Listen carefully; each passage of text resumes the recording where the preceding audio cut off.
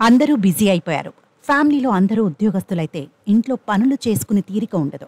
ఉదయం లేచాక రెడీ అవ్వడం, ఆఫీస్కు వెళ్ళడం ఇదే రొటీన్.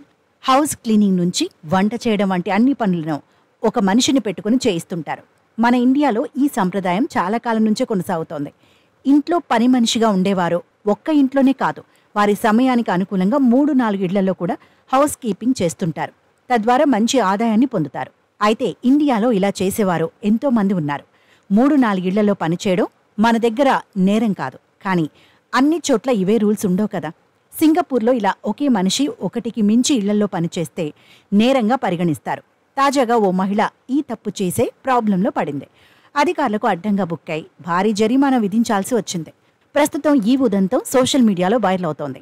సింగపూర్ కోర్ట్ పిడో ఎర్లిండా ఒకాంపో అనే 53 ఏళ్ల మహిళా గృహ కార్మికురాలికి అనధికారిక పార్ట్ టైం క్లీనింగ్ ఉద్యోగాలు చేసినందుకు గాను దారుణంగా జరిమానా విధించింది.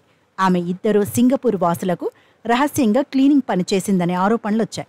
ఈ నేపథ్యంలో సింగపూర్ కోర్టు సదరు మహిళకు శిక్ష విధించింది. ఆమె సోక్ ఓయిబుక్ పులక్ ప్రసాద్ అనే యజమానుల వద్ద పార్ట్ టైం క్లీనింగ్ పనిచేసినట్లు తెలిసింది. దాదాపు ఆమె 2 ఇళ్లలో రహస్యంగా 4 ఏళ్లు పనిచేసిందని, అందుకు గాను ఒకాంపో నుంచి నెలకు 32,000, ప్రసాద్ నుంచి 39,000 వసూలు చేసినట్టు విచారణలో తేలింది.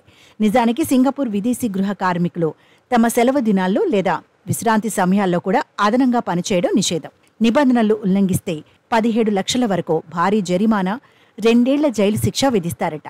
అలాగే అనధికారికంగా ఇలా పని మనుషులను నియమించుకున్న యజమానులకు సైతం భారీగా జరిమానాలు, 1 ఏడాది జైలు శిక్ష విధిస్తారు. అందువల్ల అక్కడ ఉండే నివాసితులు, పని కార్మికులు ఇరువురు ఉపాధి చట్టాలకు లోబడి మసలుకోవాల్సి ఉంటుందని హ్యూమన్ పవర్ మంత్రిత్వ శాఖ పేర్కొంది. ఆ నేపథ్యంలోనే సదరు గృహ కార్మికురాలు ఒకాంపోకో హ్యూమన్ పవర్ ఎంప్లాయ్మెంట్ చట్టం ఉల్లంఘన కింద ఏకంగా 8 లక్షల భారీ జరిమానా విధించింది. అలాగే ఆ ఇద్దరి యజమానులకు కూడా ఒకరికి 11 లక్షలు, మరొకరికి 4 లక్షల చొప్పున జరిమానా విధించింది న్యాయస్థానం. కాగా ఈ విషయం తెలుసుకున్న ఇండియన్స్తో పాటు ఇలాంటి రూల్స్ తెలియని వారు ఆశ్చర్యపోతున్నారు. పని చేసుకుని సంపాదించుకోవడం కూడా నేరమా అంటున్నారు. ఇంకొందరేమో ఇలాంటి నిబంధనల వెనుక ఆంతర్యం లేకపోలేదని, ఆరోగ్యం కోసమే ఇలాంటివి ఉన్నాయంటున్నారు.